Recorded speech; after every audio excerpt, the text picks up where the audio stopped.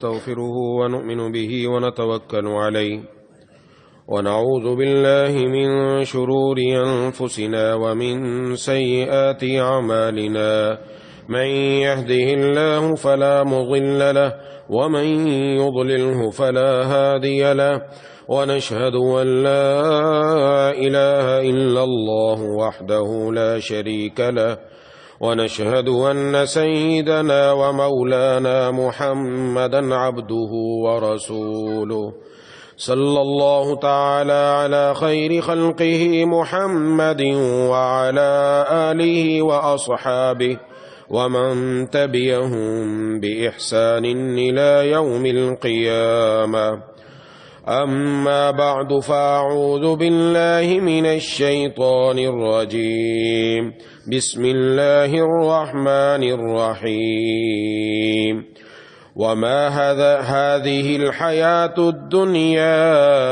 إلا لهو ولعب وإن الدار الآخرة لهي الحيوان لو كانوا يعلمون صدق الله العظيم. میرے دوستوں اور ساتھی،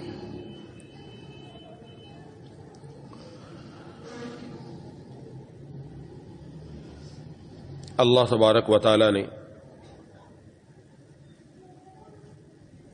قرآن کریم میں اور محبوب کبریا خاتم الانبیاء سرکار دو عالم صلی اللہ علیہ وسلم نے احادیث کے اندر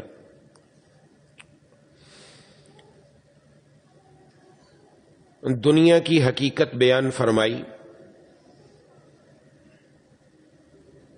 اور اس کے ساتھ ساتھ آخرت کی اہمیت بیان فرمائی.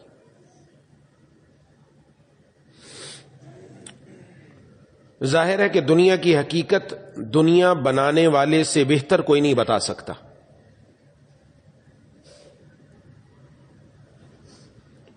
اللہ تبارک و تعالی نے ارشاد فرمایا وَمَا هَذِهِ الْحَيَاةُ الدُّنْيَا إِلَّا لَهْوٌ وَلَعِبٌ، یہ دنیاوی زندگی کھیل کود کے سوا کچھ نہیں.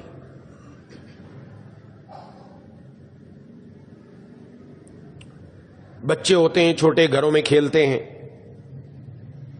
بہن بھائی آپس میں کھیل رہے ہیں، ایک چیز بیچ رہا ہے، ایک چیز خرید رہا ہے اپنے کھلونوں سے، وہیں آپس میں کھانا پکانا بھی ہے، کھا لیا پی لیا، پھر تھوڑی دیر کے بعد ماں کے پاس آتے ہیں کہ اماں کھانے کے لیے دو، تو ماں کہتی ہے ابھی تو تم آپس میں کھیل میں کھا پی رہے تھے. کہا وہ تو کھیل تھی، وہ تو کھیل تھی، حقیقت تو نہیں تھی، حقیقت میں تو کھانا آپ دیں گی.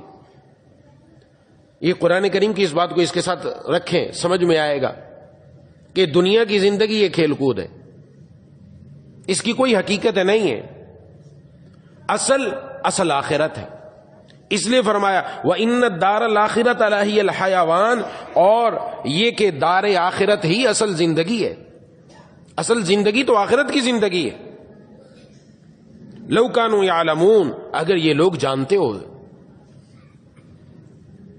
اگر یہ لوگ جان لیتے تو سب سے بڑا کام بن جاتا. یہ آج سب سے بڑی چیز جو ہماری زندگیوں میں ٹینشن، ڈپریشن، انزائٹی، یہ ساری چیزیں آ چکی ہیں، اس کی بڑی وجہ ایک یہ ہے، اور اس کا حل بھی قرآن و حدیث نے ہمیں دیا ہے کہ یہ چیز تمہارے اندر آئی کیوں، اور اس کو دور کرنے کا طریقہ بھی محبوب کبریا خاتم الانبیاء سرکار دو عالم صلی اللہ علیہ وسلم نے ارشاد فرمایا. کیونکہ آخرت کا عقیدہ ایسا عقیدہ ہے جو انسان کو ہر قسم کی ٹینشن سے، ڈپریشن سے، انزائٹی سے بچاتا ہے. آخرت کا عقیدہ. بچہ جب بڑا ہونے لگتا ہے تو ماں باپ کو یہ فکر ہے کہ اس کا دنیا کا کیریئر بن جائے، مستقبل بن جائے. اس کی ساری دوڑ دھوپ باپ کی صرف اس لیے کہ دنیا بن جائے. اپنا خون پسینہ ایک کرتا ہے، اپنی جوانی لگا دیتا ہے، سب کچھ کرتا ہے کہ بچوں کا مستقبل بن جائے. اس کے لیے اس کو سمجھایا جاتا ہے، بتایا جاتا ہے تیرا کاروبار، تیرا گھر، تیری پوسٹ، تیرا عہدہ، تیرا منصب، یہ سب چیزیں سمجھائی جاتی ہے. کس لیے؟ یہ 60-70 سالہ زندگی کے لیے کہ یہ کیریئر بن جائے. اور ساری دوڑ دھوپ اس کی وجہ سے آخرت کو بھول جاتا ہے، جس کی وجہ سے پھر ٹینشن کا شکار اس وجہ سے ہوتا ہے. اور یہ نہیں رہتا کہ ہمارا آخرت کی طرف بھی توجہ ہونی چاہیے. جس کا آخرت پر پختہ یقین ہو کہ اللہ تبارک و تعالیٰ کے پاس جانا ہے، تو پھر اپنی دنیا کی ساری دوڑ دھوپ اللہ کے لیے کرتا ہے، آخرت کے لیے کرتا ہے، آخرت کو سنوارنے کے لیے کرتا ہے. یہ نہیں کہ وہ دنیا چھوڑ چھاڑ کر بیٹھ جاتا ہے، وہ کاروبار بھی کرتا ہے، وہ بچوں کو پڑھواتا بھی ہے، وہ دنیا کے اندر رہتا ہے، لیکن اس ساری دنیا کے اندر رہ کر بھی اس کی ساری توجہ آخرت کی طرف ہوتی ہے کہ آخرت میں محل بن جائے، آخرت میں جنت بن جائے. میرے بچوں کو نہ مجھے آخرت کے اندر شرمندگی نہ اٹھانی پڑے، وہاں جا کر ذلیل نہ ہونا پڑے، وہاں جا کر مجھے کامیابی مل جائے. جیسے دنیا کے بارے میں چاہتے ہیں کہ دنیا کے اندر بچہ بڑا ہو جائے تو کہیں ایسا نہ ہو کہ آئندہ زندگی میں اس کو شرمندگی کا احساس ہو، کہیں وہ لوگوں کے سامنے ذلیل نہ ہو جائے. اس سے بڑھ کر یہ فکر کہ قیامت والے دن کی ذلت سے بچ جائے، قیامت والے دن کی شرمندگی سے بچ جائے، قیامت والے دن وہ کامیاب ہو جائے. یہ جب فکر پیدا ہو جائے گی، یہ وہ چیز ہے جو انسان کو ٹینشن سے، ڈپریشن سے باہر نکال دے گی اور اس کی زندگی پرسکون ہو جائے گی. یہ قرآن کریم نے بتایا، بل تؤثرون الحیات الدنیا والآخرۃ خیر وابقی. تم لوگوں کی بات یہی ہے کہ تم لوگ دنیا کی زندگی کو ترجیح دیتے ہو، دنیا کی زندگی کو آگے رکھتے ہو، اور آخرت یہ باقی رہنے والی ہے. دنیا فانی ہے، دنیا کی ہر نعمت فانی، آخرت باقی، آخرت کی ہر چیز باقی، آخرت کا جنت کا حسن بھی باقی، جمال بھی باقی، جوانی بھی باقی، نعمتیں بھی باقی، وہاں سب کچھ باقی رہنے والا. دنیا اس کے مقابلے میں جو کچھ دے رہی ہے سب ختم ہونے والا. تو دنیا آخرت کا مقابلہ کیسے کر سکتی ہے؟ یہ دنیا کے اوپر جب ترجیح دیتے ہو، تم دنیا کو ترجیح دے دیتے ہو، آخرت کو ایک طرف کر دیتے ہو، تو پھر سارے مسائل ہونا شروع ہو جاتے ہیں. اس سے پہلے پیچھے چلے جائیں، پچھلی زندگیوں میں چلے جائیں. آخرت پر جن کا عقیدہ مضبوط تھا، یقین تھا، آباء و اجداد کو دیکھ لیں، ان کی زندگیوں میں سکون کیسا تھا. وہاں ٹینشن نہیں نظر آتا، وہاں ڈپریشن نہیں نظر آتا، وہاں انزائٹی نہیں نظر آتی، وہاں یہ نہیں ہوتی رات کو نیند نہیں آ رہی، کسی قسم کو کوئی پریشانی نہیں ہے. کیوں؟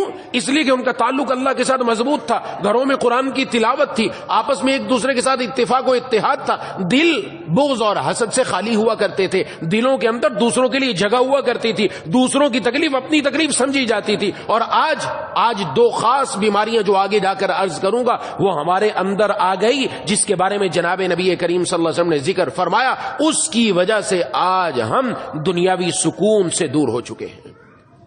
اس لیے قرآن کریم کی اس بات کو سامنے رکھنا ضروری ہے کہ تمہاری ساری دوڑ دھوپ دنیا کے لیے ہے، اللہ فرماتے تم آخرت کو ترجیح دو.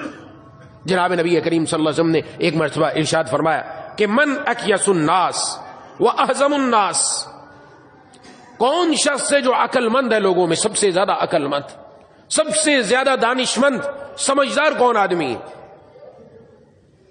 آج کہا جاتا ہے سب سے زیادہ عقل مند اور دانشور کس کو کہا جاتا ہے، سب کو معلوم ہے، لیکن اللہ تبارک و تعالیٰ کے محبوب صلی اللہ علیہ وسلم حدیث میں فرما رہے کون ہے لوگوں میں سب سے زیادہ عقل مند، سمجھدار، دانشمند جس کو کہا جائے کون ہے؟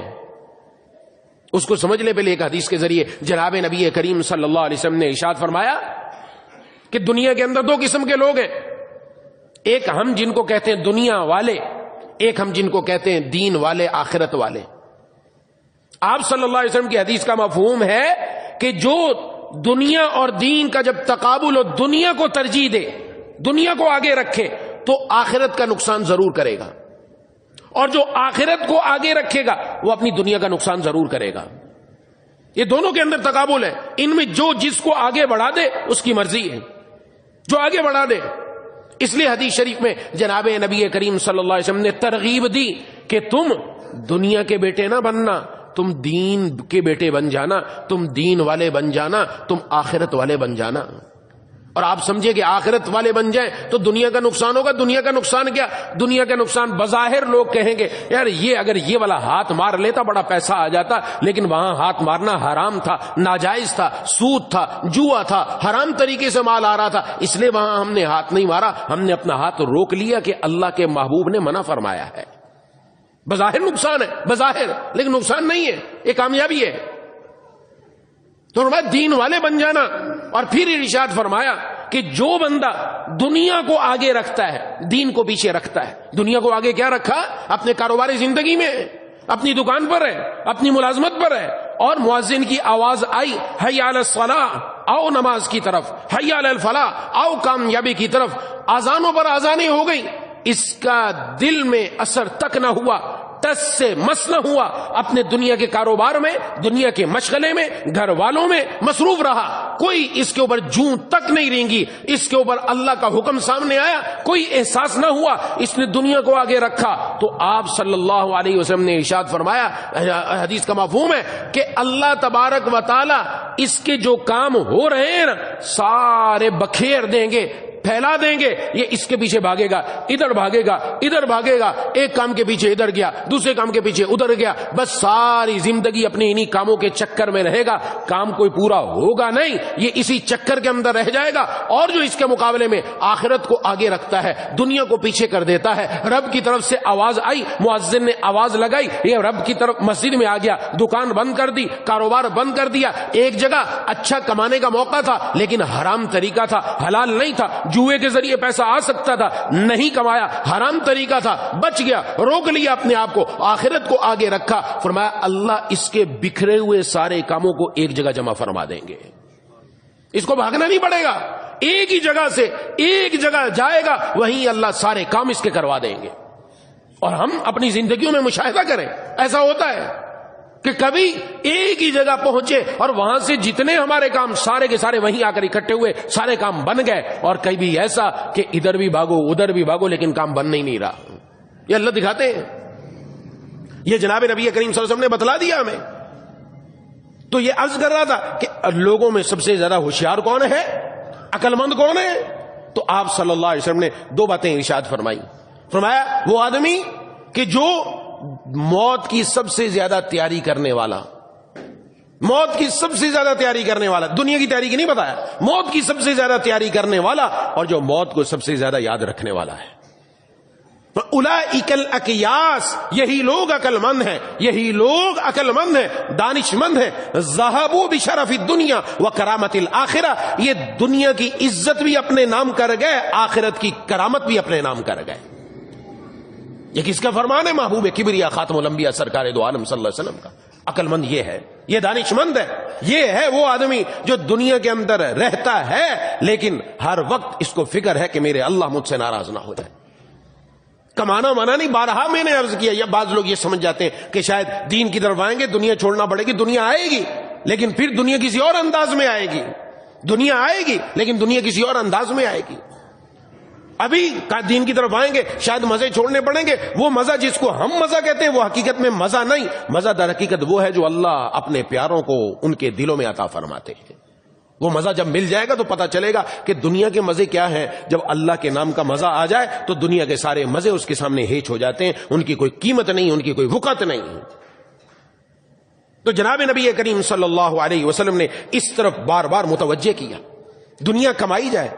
لیکن حضرات صحابہ کرام رضوان اللہ اجمعین, ان میں بڑے بڑے مالدار صحابہ کرام رضوان اللہ اجمعین تھے, انہوں نے دنیا کمائی. ہمارے کمانے اور ان کے کمانے میں بڑا فرق تھا.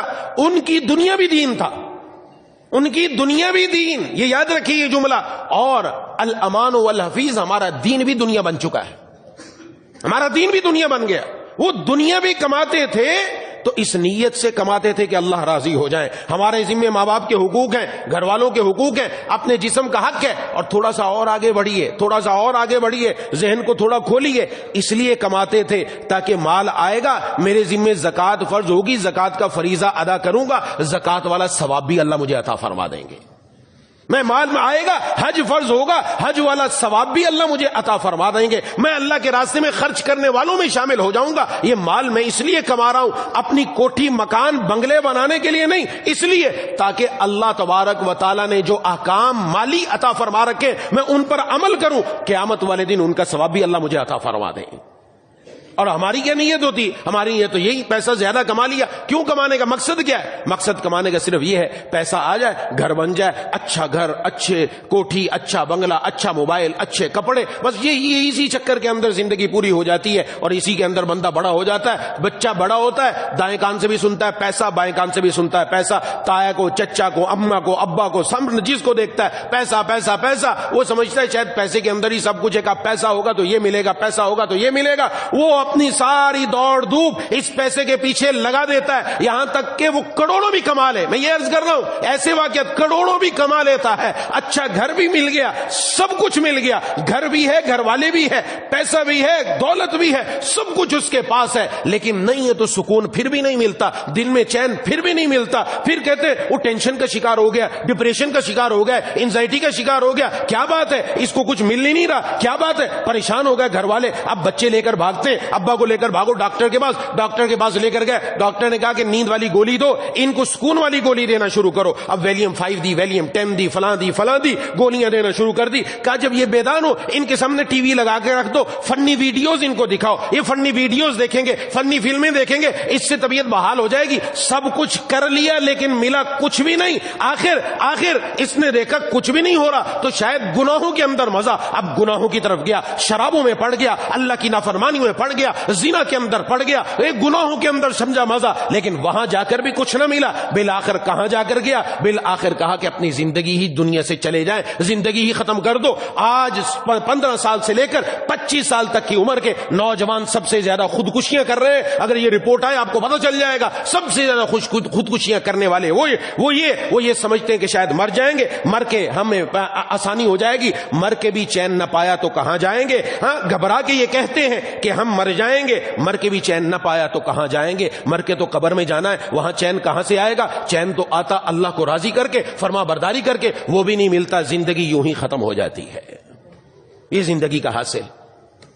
اور بعض ہمارے احباب جن کو اللہ نے مال کی نعمت سے نوازا، پہلے بھی میں عرض کرتا رہا ہوں، آج ٹینشن اور ڈپریشن میں دوسرے کو ڈالا جاتا ہے، بلکہ ڈالنے کا پورا منصوبہ اور پروگرام بنایا گیا، اور کفر کی طرف سے بنایا گیا، جو آج ہمارے اندر آ چکا، کہ ان کے اندر یہ چیز ڈالو، یہ چیز ان کو ٹینشن میں مبتلا کرو، ڈپریشن میں مبتلا کرو، ان کے اندر سکون نہیں آنا چاہیے، جان بوجھ کر ہمیں یہ ڈرایا جائے، دھمکایا جائے۔ اس کے لیے کیا کیا جاتا ہے؟ ایک آدمی کچھ اللہ نے مال کی نعمت دی ہے، فوراً سٹیٹس لگتا ہے، آج میں نے نئی گاڑی لی ہے، آج میں نے نیا بنگلہ لیا ہے، آج میں نے نیا موبائل لیا ہے، آج میں اپنے بچوں کے ساتھ فلاں ہوٹل میں گیا، آج میں اپنے بچوں کے ساتھ ٹور پر گیا، دبئی گیا، چائنا گیا، فلاں گیا، اسٹیٹس لگ رہے ہیں۔ اور دوسرا جو دیکھنے والے، اس کے دیکھنے والے وہ دیکھتے ہیں، وہ یہ اچھا یہ یہاں گیا، اب دل میں آنا شروع ہوا، اس کے پاس یہ پیسہ کہاں سے آیا، یہ گاڑی کہاں سے لے لی، اس نے اتنے ٹور کر رہا ہے، یہ کیسے کر رہا ہے، میرے پاس اتنا پیسہ ہونا چاہیے۔ میرے دل میں بھی لالچ، میرے دل میں بھی وہ چیزیں آنا شروع ہوئی، اب ہاتھ پاؤں مارنا شروع کیے، ہاتھ پاؤں مارنے سے نتیجہ نہ نکلا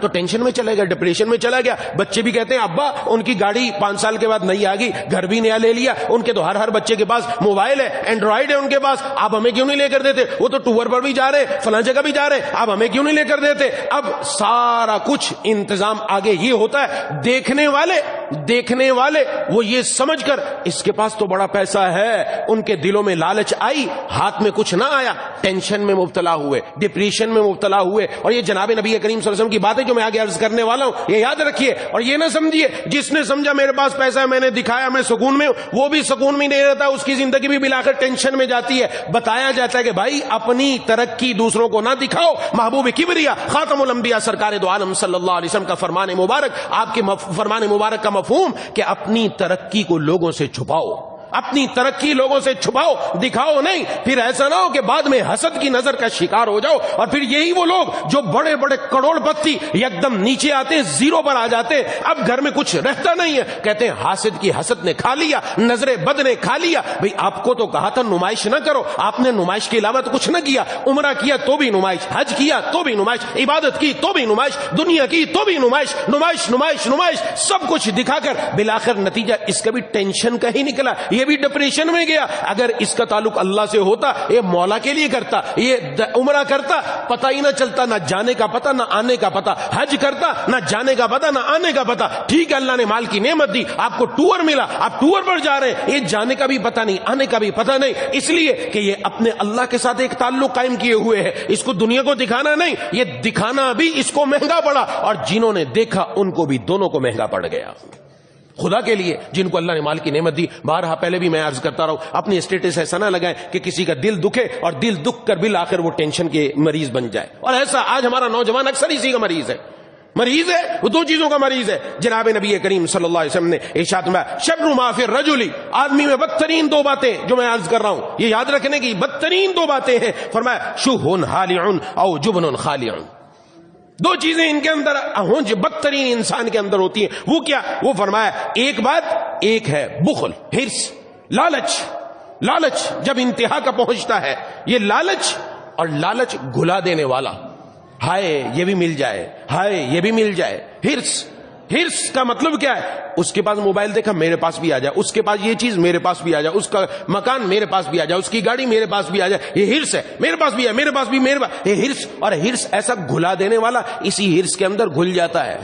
نمبر دو, جبن خالع, بزدلی, گھبرا دینے والی, جان نکال دینے والی. بزدلی ایسی پیدا ہوتی ہے, انجانے خوف میں مبتلا ہے آج ہمارے نوجوان, انجانے خوف میں مبتلا ہے. کوئی پتہ نہیں, خام خواہ کا ڈر دلوں میں بیٹھا ہوا, قدم نہیں بڑھاتا, پتہ نہیں نقصان نہ ہو جائے. ملازمت پر نہیں جاتا, نہیں پتہ نہیں میں کام کر سکوں گا کہ نہیں کر سکوں گا, یہ ادھر ہاتھ ڈالا نقصان ہو جائے گا. خام خواہ کی بزدلی, خوف اس کے دل میں آ چکا ہے. یہ کس کا نتیجہ؟ یہ اسی نتیجہ کہ دنیا کے چکر میں رہے, دنیا کی طرف توجہ رہی, آخرت کا یقین, اللہ کے پاس جانے کا یقین, آخرت میں جنت, جنت کی نعمتیں سب بھول بھال گئے. اس کا نتیجہ یہ نکلا, پھر یہ بالآخر کیا ڈپریشن کا مریض بن گیا, انزائٹی کا مریض بن گیا, بس اس کا مریض بن گیا, اب اس کے پاس کچھ ہے ہی نہیں, یہ بیماری بیمار ہے, اور پھر بالآخر کہانی موت تک پہنچتی ہے. درمیان میں کوئی دنیا والوں کے پاس ایسا راستہ نہیں کہ وہ بتا دیں کہ تو اس سے نکل سکتا ہے. ہاں, راستہ ایک ہی تھا جو اللہ نے قرآن میں بتایا تھا, جو ہم نے چھوڑ دیا.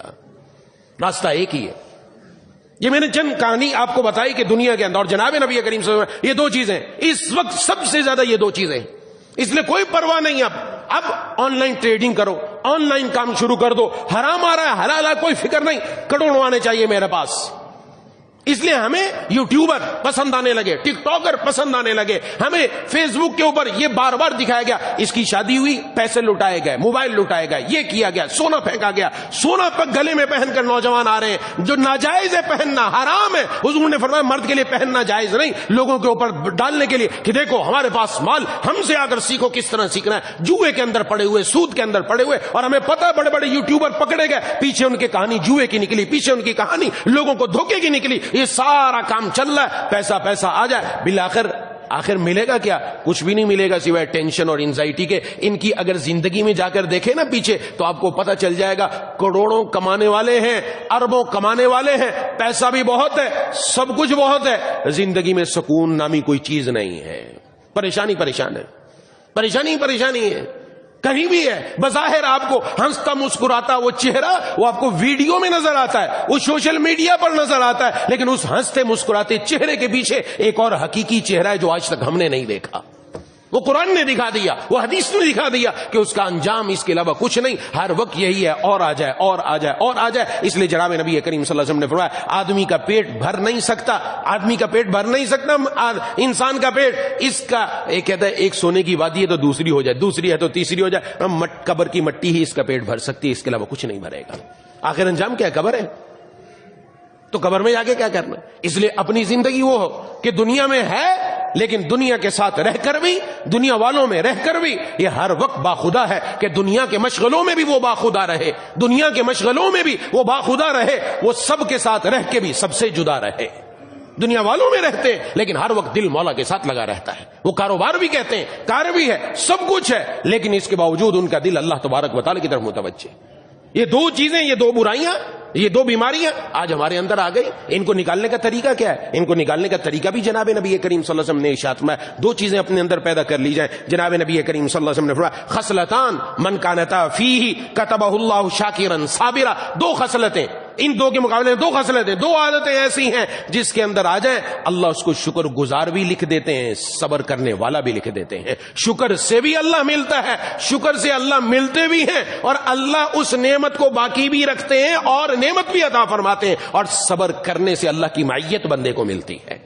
یہ دو چیزیں، شکر گزار اور صابر، بڑی چیزیں ہیں یہ جس کے اندر دو خصلتیں آ جائیں۔ کون سی دو خصلتیں آ جائیں؟ جناب نبی کریم صلی اللہ علیہ وسلم نے فرمایا من نظر فی دینہ الی من هو فوقہ فاقتدی بہ، جس نے اپنے دین کے معاملے میں اپنے سے اوپر والے کی طرف دیکھا کہ یہ بندہ مجھ سے نماز میں آگے، قرآن میں آگے، تہجد میں آگے، روزوں میں آگے، دین کے کاموں میں آگے، یہ تو دین کے کاموں میں لگا رہتا ہے، میں اس سے بہت پیچھے، یہ اس کی طرف دیکھتا ہے، اس کے دل میں لالچ پیدا ہوگا، اب ہرس پیدا ہوگا، کاش میں ایسا بنوں، کاش میں ایسا بنوں۔ تو جب یہ چیز اس کے اندر پیدا ہوگی، فرمایا یہ بندہ جو دین کے معاملے میں دیکھتا ہے اپنے سے اوپر والے کی طرف، پھر اس کی اقتدا کرتا ہے، پھر اس کی پیروی کرتا ہے، یہ بھی کوشش کرتا ہے 5 وقت کا نمازی بنوں، یہ بھی کوشش کرتا ہے تہجد گزار بنوں، یہ بھی کوشش کرتا ہے اللہ کے راستے میں دینے والا بنوں، فلاں دین کے کام کرنے والے کی طرح بنوں، فلاں کے ایسے اچھے اخلاق، میں بھی ایسے اچھے اخلاق والا بنوں۔ اور نمبر 2 وَنَظَرَ فِي دُنْيَاهُ إِلَىٰ مَنْ هُوَ دُونَهُ، اور اپنے دنیا کے معاملے میں نیچے والے کی طرف دیکھتا ہے، فلاں کے پاس تو کھانے کے لیے کچھ نہیں، اللہ نے مجھے کھانے کے لیے صبح دوپہر شام الگ الگ انعام عطا فرما رکھا ہے، فلاں کے پاس تو گھر اپنا ذاتی نہیں، مجھے گھر بھی دیکھا ہے، فلاں کے پاس تو دنیا کی فلاں نعمت نہیں، اس کے پاس بچے نہیں، مجھے بچوں کی نعمت سے نواز رکھا ہے، ماں باپ کی نعمت سے نواز رکھا ہے، کاروبار کی نعمت سے نواز رکھا ہے، جس کے پاس نہیں ہے اس کی طرف اس کی نظر جاتی ہے۔ تو فرمایا اللہ تبارک و تعالی اس بندے کو، جو بندہ اللہ تبارک و تعالی کا اس پر تعریف کرتا ہے کہ اللہ آپ نے مجھ پر فضل فرمایا اور مجھے آپ نے بہت کچھ دیا، فلاں کے پاس تو کچھ بھی نہیں، یہ بندہ شکر گزار لکھا جاتا ہے، صبر کرنے والا بھی لکھا جاتا ہے۔ اور دوسرا بندہ جس کا ذکر کیا وہ بندہ ہے جو اپنے دین کے معاملے میں اپنے سے نیچے والے کی طرف دیکھتا ہے۔ آج یہ بھی ایک مصیبت ہے، وہ تو بندہ نماز ہی نہیں پڑھتا، میں نمازی، وہ روزہ نہیں رکھتا، میں روزہ رکھنے والا، وہ تو تلاوت نہیں کرتا، میں تو تلاوت کرنے والا، میں تو دین کا فلاں کام کر رہا ہوں، میں تو یوں کر رہا ہوں، میں تو وہ کر رہا ہوں، وہ تو یہ کرتا ہی نہیں۔ اس کی وجہ سے تکبر کا نشان بن جاتا ہے، تکبر آ جاتا ہے، اور متکبر جنت میں جانے والا نہیں، تکبر کرنے والا جنت میں جانے والا نہیں، تکبر رائی کے دانے کے برابر بھی ہے، یہ انسان کی تباہی کے لیے کافی۔ اور دوسرا ارشاد فرمایا جو اپنے دنیا کے معاملے میں وہ کس کو دیکھتا ہے؟ ان کو دیکھتا ہے جو اوپر ہیں، ان کو دیکھتا ہے جو اوپر ہیں، جیسے آج کل اوپر والوں کو دیکھتے ہیں، اس کے بعد دنیا یہ دل میں ہرس پیدا ہوا، لالچ پیدا ہوا، فرمایا اللہ نہ اس کو شکر گزار لکھتے ہیں، نہ اس کو صبر کرنے والا لکھتے ہیں۔ تو اپنے اندر یہ چیز پیدا کرنی چاہیے، دین کے معاملے میں نیچے والے کی طرف دیکھو، دنیا کے معاملے میں دین کے معاملے میں اوپر والے کی طرف دیکھو کہ یہ دین کے اندر آگے بڑھا ہوا، میں بھی ایسا بن جاؤں۔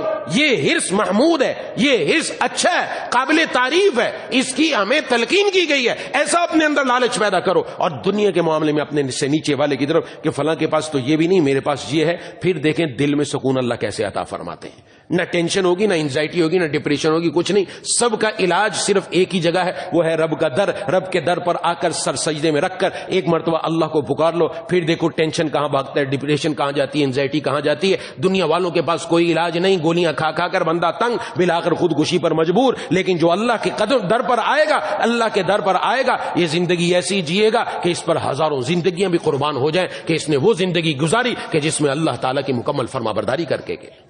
اس لیے یہ وہ دور ہے، یہ اس وقت ہرس لالچ یہ سب سے بڑھ چڑھ کر آگے سے آگے آ رہا ہے۔ کوئی میں بارہا عرض کرتا رہا ہوں، خدا کے لیے یہ دیکھنا چھوڑ دیں، یوٹیوبر کو، ٹک ٹاکر کو، آپ نے دیکھنا ہے اپنے محبوب کو دیکھیں، میرے محبوب صلی اللہ علیہ وسلم کیسے، جناب نبی کریم صلی اللہ علیہ وسلم آپ کی کیفیت کیا ہے۔ آپ صلی اللہ علیہ وسلم ایک مرتبہ آرام فرما تھے جہاں حضرت عمر فاروق رضی اللہ تعالیٰ عنہ تشریف لائے، اور آ کر کیا دیکھتے ہیں، محبوب کبریا خاتم الانبیاء، کون سی ذات ہے یہ خاتم الانبیاء ہے جن کے سر پہ ختم نبوت کا تاج رکھا گیا، جو سید الاولین والآخرین، ان کے نیچے تو ریشم بچھتا ہے، ان کے پاؤں کے نیچے ریشم بچھتا ہے۔ ہم تو یہ کہتے ہیں اگر ہم ہوتے ان کے قدموں میں ہی بچ جاتے کہ آپ کے قدموں میں کوئی کانٹا نہ چبھ جائے۔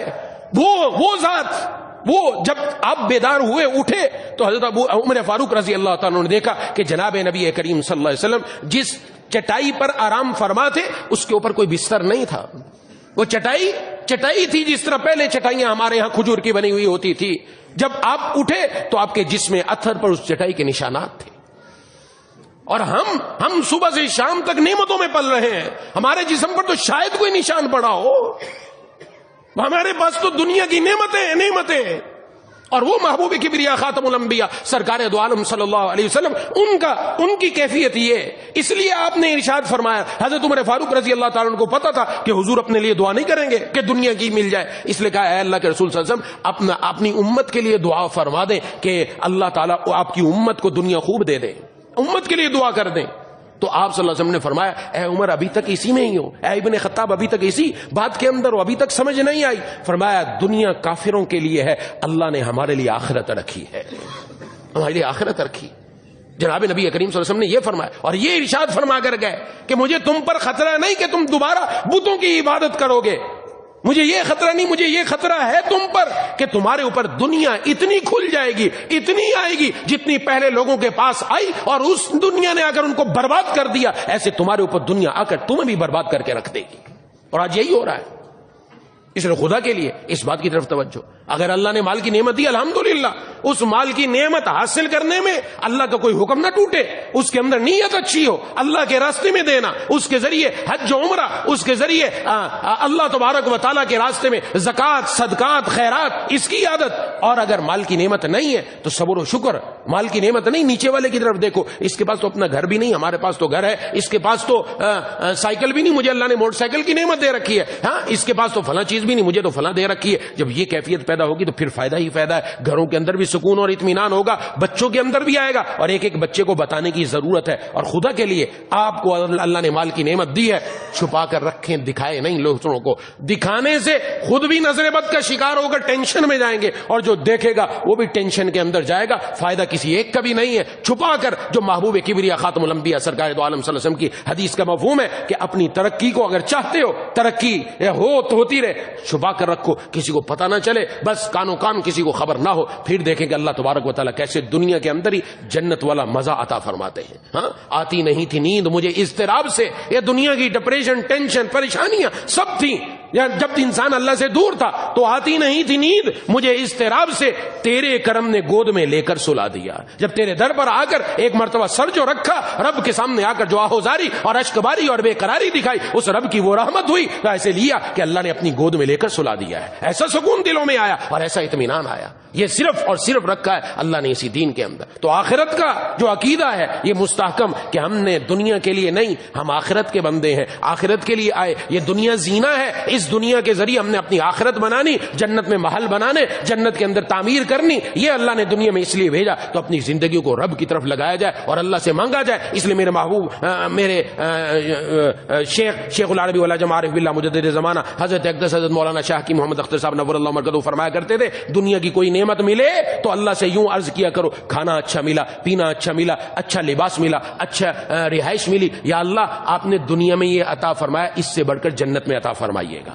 یہ مانگے اللہ سے، یا اللہ جنت میں اس سے بڑھ کر عطا فرمائیے گا، تاکہ ذہن دنیا کی طرف مزید نہ رہے، آخرت کی طرف متوجہ ہو جائے۔ وہ آخرت کی نعمتیں، باقی دنیا کی ہر نعمت فانی، یہ فانی باقی کا مقابلہ نہیں کر سکتی، اور جس کی نظر پھر وہاں چلی جاتی ہے پھر وہ ان چکروں میں بھی نہیں رہتا۔ اللہ تبارک و تعالی مجھے اور آپ کو ان باتوں کو سمجھنے کی، اس پر عمل کرنے کی توفیق عطا فرمائے۔ وآخر دعوانا ان الحمدللہ رب العالمین۔ الحمدللہ رب العالمین الرحمن الرحیم مالک یوم الدین، ایاک نعبد و ایاک نستعین، اهدنا الصراط المستقیم صراط الذين أنعمت عليهم غير المغضوب عليهم ولا الضالين۔ اللهم صل على سيدنا مولانا محمد وعلى آل سيدنا ومولانا محمد وبارك وسلم۔ ربنا اغفر لنا ذنوبنا وكفر عنا سيئاتنا وتوفنا مع الأبرار۔ یا الہ العالمین، یا ارحم الراحمین، یا ذا الجلال والاکرام، یا ارحم الراحمین، ہم سب کے تمام صغیرہ کبیرہ گناہوں کو معاف فرما دیجئے۔ یا اللہ ہم سب کی حاضری کو اپنی بارگاہ میں قبول و مقبول فرما۔ یا اللہ ہمارے والدین، بیوی، بچوں، بہن بھائیوں، دوستوں، احباب، تمام رشتہ داروں کی، اہل پاکستان کی، پوری امت مسلمہ کی مغفرت فرما دیجئے۔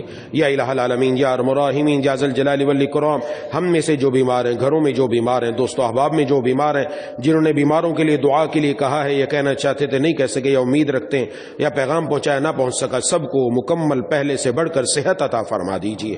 مولا کریم الہ العالمین، اے ارحم الراحمین، یا ذا الجلال والاکرام، جتنے ہمارے اعزاء اقربا دنیا سے جا چکے ہیں، جاننے پہچاننے والوں میں سے، رشتہ داروں میں سے، ایک ساتھی کے والد صاحب کا انتقال ہو گیا اور ایک ساتھی ان کی بہن کا انتقال ہو گیا، یا الہ العالمین سب کی کامل مغفرت فرما دیجئے، سب کی قبروں کو نور سے منور فرما دیجئے، سب کو جنت الفردوس میں جگہ عطا فرما دیجئے۔ ابھی جن کا انتقال ہوا یا اللہ ان کے پسماندگان کو صبر جمیل عطا فرما دیجیے. مولا کریم الہ العالمین ان کا نامہ اعمال ان کے دائیں ہاتھ میں عطا فرما. یا اللہ ہم سب کو مرنے سے پہلے موت کی تیاری کرنے کی توفیق عطا فرما. یا اللہ آخرت کو، یا اللہ آخرت کو دنیا کے مقابلے میں اول نمبر پر رکھنے کی توفیق عطا فرما. مولا کریم الہ العالمین اللہم لا تجعل الدنیا اکبر ہمنا ولا مبلغ علمنا ولا غایت رغبتنا ولا تسلط علینا من لا یرحمنا. مولا کریم الہ العالمین دنیا کو ہمارا سب سے بڑا مقصد اور مطمع نظر نہ بنائیے گا. مولا کریم الہ العالمین اے ارحم الراحمین ہماری دنیا بھی دین بنا دیجیے. یا اللہ ہماری دنیا بھی دین بنا دیجیے. یا اللہ جو دنیا والے ہیں ان کو دین عطا فرما، جو دین والے ہیں ان کو دنیا عطا فرما. مولا کریم الہ العالمین اے ارحم الراحمین یا ذل جلال والاکرام یا ارحم الراحمین یا اللہ ہم سب کے حلال روزگار میں خوب برکت عطا فرما. ماہانہ سالانہ یومیہ خرچے بآسانی پورے فرما. اور ہم میں سے جو روزگار کے اعتبار سے پریشان ہے یا اللہ اس کی روزی کا حل اور اس کے لیے روزگار کے مواقع عطا فرما. مولا کریم الہ العالمین کسی کو پریشان نہ چھوڑیے. مولا کریم پریشانی سے نکلنے کے راستے فراہم فرما دیجیے. مولا کریم الہ العالمین اے ارحم الراحمین یا ذل جلال والاکرام یا اللہ دنیا میں اسلام کا بول بالا فرما، کفر کا منہ کالا فرما. مولا کریم اہل فلسطین کی مدد فرما، اہل غزہ کی مدد فرما. یا اللہ اہل غزہ کی مدد فرما. یا اللہ بارشوں کا زمانہ، سردی، یا اللہ ایک طرف یہ دوسری طرف ان کے سر چھپانے کے لیے جگہ نہیں. مولا کریم خیر کا معاملہ فرما کر، آسانی کا معاملہ فرما کر یا اللہ ان کے لیے غیب سے سب بندوبست فرما دیجئے. یا اللہ صہیونیوں کو، یا اللہ یہودیوں کو اور ان کی پشمناہی کرنے والوں کو جو اب بھی بمباری کر رہے ہیں یا اللہ ان کو تباہ و برباد فرما، ذلیل و رسوا فرما، ان کو سخت پکڑ فرما. مولا کریم ان کافروں کو آپس میں لڑوا دیجئے. ان کی اپنی ہی ٹیکنالوجی یا اللہ ان کے لیے تباہی کا ذریعہ بنا دیجئے. مولا کریم اسلام کا جھنڈا بلند فرما دیجئے. مسجد اقصی کی، مسجد نبوی کی، مسجد حرام کی حفاظت فرما. مولا کریم الہ العالمین اے ارحم الراحمین بار بار یا اللہ بار بار مسجد حرام کی، مسجد نبوی کی زیارت کی توفیق عطا فرما. حج و عمرے کی سعادت عطا فرما. مولا کریم الہ العالمین اے ارحم الراحمین یا ذل جلال والاکرام جن کی بچیوں کے رشتے نہیں آ رہے نیک جوڑ کے رشتے نصیب فرما. جن کے رشتے آ چکے وسائل کی کمی غیب سے وسائل مہیا فرما. گھروں سے اختلافات اور جھگڑوں کو ختم فرما. بیویوں کے دلوں میں شوہروں کی محبت پیدا فرما. مولا کریم گھر کے اندر اتفاق اتحاد محبت فرما کر یا اللہ آپس کے اندر عناد بغض لڑائیاں جھگڑے سب ختم فرما دیجئے. حقیقی ازدواجی زندگی کی حقیقی خوشیاں گھروں میں نصیب فرما دیجئے. مولا کریم الہ العالمین اور بیویوں کو اپنے شوہروں کا فرما بردار بنا. شوہروں کے دلوں میں نرمی اور رحم دلی پیدا فرما. ہم سب کو رقیق القلب رحیم المزاج حلیم الطبع بنا دیجئے. قلب سلیم، فہم سلیم، عقل سلیم عطا فرما اور عقل سلیم پر فضل عظیم عطا فرما. سلامتی اعضاء سلامتی ایمان کے ساتھ زندہ رکھیے. سلامتی اعضاء سلامتی ایمان کے ساتھ دنیا سے اٹھائیے. مولا کریم الہ العالمین کسی کو محروم نہ فرمائیے. یا اللہ جتنی دعائیں آپ کے محبوب سرکار دو عالم صلی اللہ علیہ وسلم نے مانگی ہیں وہ سب ہم سب کے حق میں قبول فرما. جن جن چیزوں سے پناہ مانگی ہے ان سب سے ہم سب کو پناہ عطا فرما. اللہم کل خیر لکل مسلم و مسلمہ. یا اللہ جتنے حاضرین مجھ سمیت موجود ہیں ہم سب کے دلوں میں جتنی جائز تمنائیں ہیں محض اپنے فضل سے پوری فرما دیجئے.